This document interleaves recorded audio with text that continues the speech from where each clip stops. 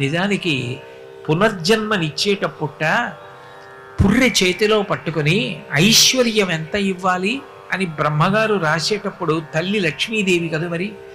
శ్రీ మహావిష్ణువు యొక్క నాభికమలంలోంచి పుట్టారు కాబట్టి లక్ష్మీదేవి తల్లి.